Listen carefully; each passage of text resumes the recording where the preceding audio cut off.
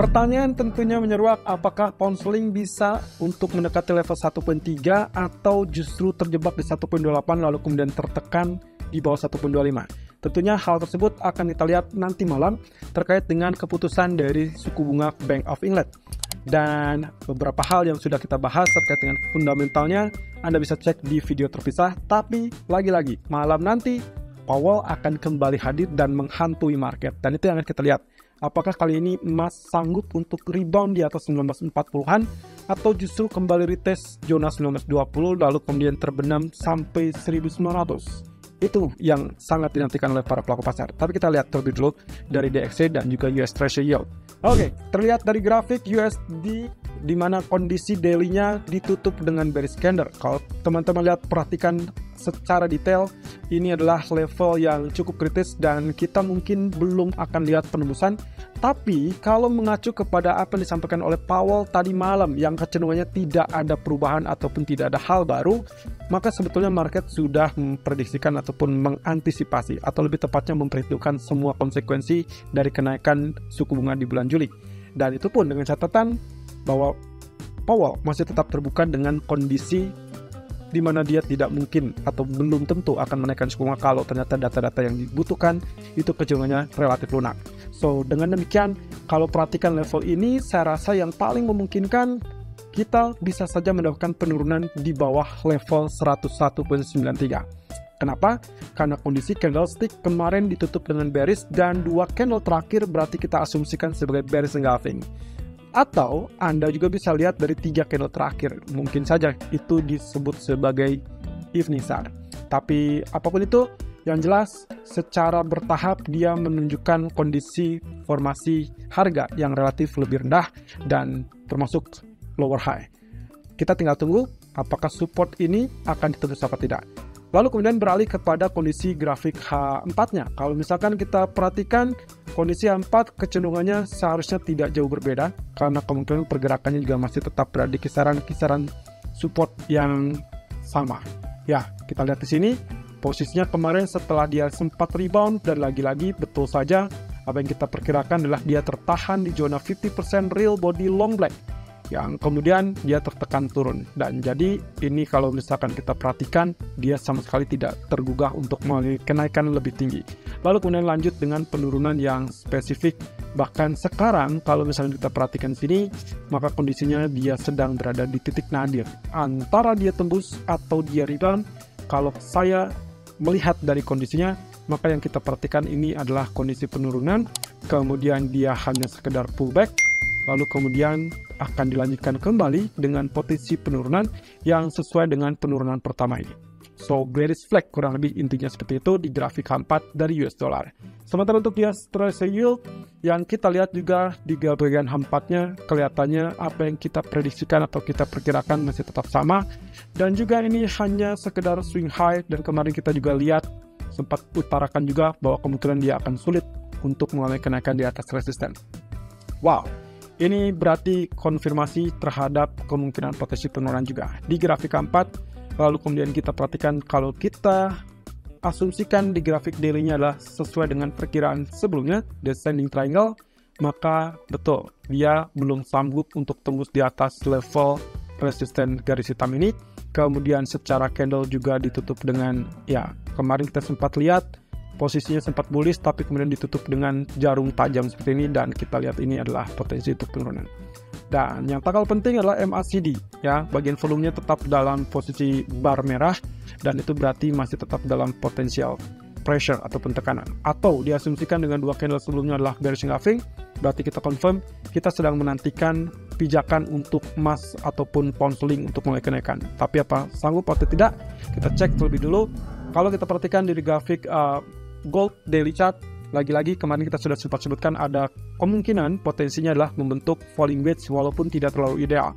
Dan Anda lihat di sini posisinya sangat beruntung ya, begitu dia turun ternyata dia tertahan di zona support, dan kalau kita perhitungkan di sini berarti kita anggap di sini 1, 2, kemudian ini adalah ketiga, ini adalah keempat, ini adalah kelima, maka kemungkinan berikutnya adalah sudah saatnya dia kembali naik. Dan itu dengan catatan kalau memang dia sanggup untuk tembus level 1955-1956. Tapi masalahnya, malam ini kelihatannya kita akan menghadapi kesulitan dari data existing home sales atau bahkan data klaim pengangguran mingguan. Jadi kita cukup perhatikan saja, yang terpenting adalah candlestick kemarin ditutup dengan hammer dan berada di zona support, dan itu berarti sangat mendukung untuk rebound, dan resisten yang terdekat kita perlu tembus di atas 1942. So far high-nya masih 1934, low-nya 1927. Artinya zona buy tadi pagi yang sempat kita berikan itu sudah disentuh, dan kita sekarang sedang menghadapi floating profit kurang lebih banyak 3 poin. Tapi apakah TP pertama akan dicapai apa tidak? Itu yang akan menjadi perkara. Tapi kita lihat ya kondisinya, kalau memperhatikan dari grafik H4 kelihatannya juga hampir mirip dengan apa yang digambarkan di kondisi grafik daily tadi. Falling wedge, lalu kemudian kemarin kita sudah sebutkan posisinya juga sudah sama ya dari kondisi ini. Ini adalah kondisi-kondisi yang memungkinkan sebagai major trendnya, maka kemungkinan ini sudah selesai dan bisa terlihat posisi support yang sangat kuat di zona 1919. Harusnya kita akan segera melihat dengan secara bertahap inilah kembali mulai kenaikan, dengan asumsi posisi di bagian sini dan juga di bagian sini adalah fase di mana kita temukan sebagai double bottom. Dan artinya kalau memang itu double bottom, maka yang akan kita lihat di sini adalah neckline, dan itu berada di kisaran 1938 1940-an. Kalau itu tembus, oke, kemungkinan untuk mencapai level 1945 atau bahkan 1948 sangat terbuka. Tapi kalau tidak tembus, hati-hati, sangat memungkinkan, sangat potensial juga dia untuk kembali ditekan turun. Nah, kira-kira mana ya? Apakah dia akan sanggup naik atau justru ditekan turun? Sebaliknya, di grafik H1-nya, yang saya lihat adalah pertama, dukungan terkait dengan katakanlah ini low, dan itu berarti lower low. Sementara di bagian RSI kita melihat di sini adalah higher low, dan itu berarti sangat wajar kemarin rebound sebagai atau didukung oleh bearish atau bullish divergence ya. Dan sekarang kalau kita perhatikan, silakan Anda simak bagian ini, dan ini. Termasuk candle terakhir 1 jam sebelumnya itu ditutup dengan hammer, dan sangat layak kalau misalkan saya sebut ini sebagai potential inverse atau ya kita sebut saja inverse head and shoulder. Jadi ini bagian left shoulder, ini bagian head, ini bagian right shoulder ya. Dan kita tinggal tunggu neckline-nya berarti ada di zona miring seperti itu.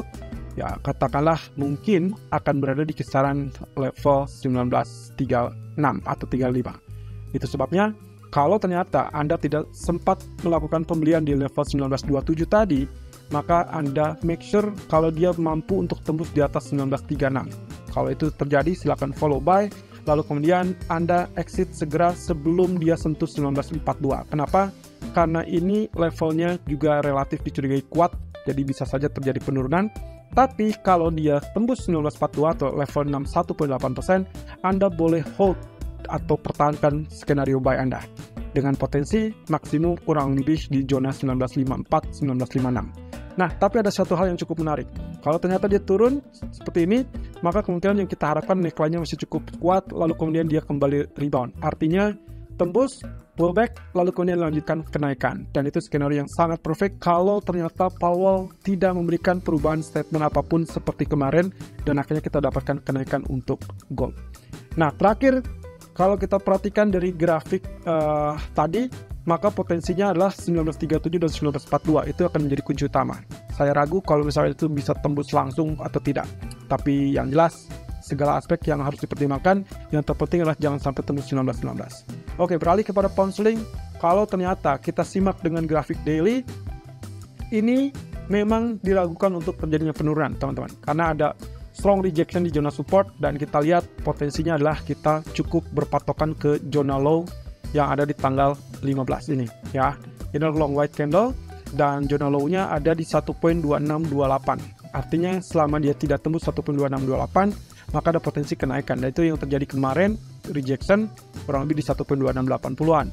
Tapi lagi-lagi kita harapkan kemungkinan skenario buy on rumor short effect bisa terjadi untuk malam ini, terutama kaitannya setelah pengumuman BOE, bisa saja dia crash kembali atau turun kembali. Tergantung skenario-nya.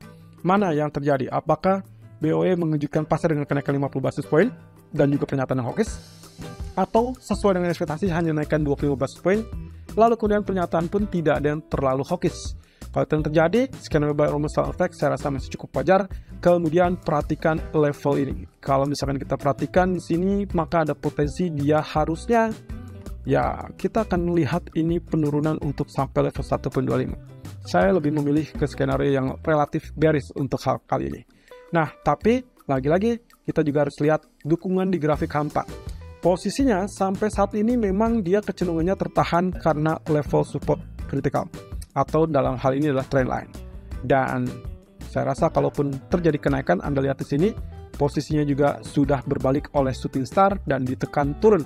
Nah, tinggal permasalahannya apakah penurunan ini akan lanjutkan penurunan di bawah 1.2700 atau dia rebound untuk kembali retest 1.2847 dan barulah peak reversalnya akan turun di bawah ataupun di area ini. Nah, kalau misalkan kita asumsikan buy or sell effect, maka beberapa jam menjelang pengumuman suku bunga, walaupun dengan harapan bahwa inflasi kemarin bisa dipertimbangkan, maka spike akan terlebih dulu terjadi, kemudian dia retest 2847. Tapi begitu pernyataannya ternyata tidak terlalu hawkish, maka ini bisa terjadi penurunan. Di sisi lain, skenario bearish ini akan mencerminkan pola double top dan potensi penurunan di bawah 1.2600 sangat memungkinkan untuk terjadi. Tapi kalau ternyata skenario dovish atau skenario yang lebih hawkish untuk pound sterling, katakan seperti itu, maka yang kita akan lihat potensinya akan naik di atas 1.2910 ataupun 1.304. Kira-kira yang mana? Apakah dia akan mampu untuk tembus di atas ini? Kalaupun tidak, hati-hati dengan potensi penurunan masih bisa terjadi atau mungkin di areal yang tadi kita sebutkan. 1.2840 saya rasa cukup tinggi, dan kalaupun Anda lakukan sell di level itu, asumsinya adalah double top, Anda pasang stop loss di atas 1.2860 karena kita khawatirkan dia adakah muncul ke 1.30 kalau ternyata pernyataan Bailey cenderung hawkish. Nah, terakhir kalau kita lihat dari crude oil, sepertinya skenario-nya sudah mulai bullish untuk kali ini, karena seperti Anda lihat di sini, kondisi kemarin kita sempat sebutkan bahwa ini agak diragukan antara dia rebound kembali atau turun, karena memang tail-nya ada di bawah, tapi penutupan tetap menempel di areal garis.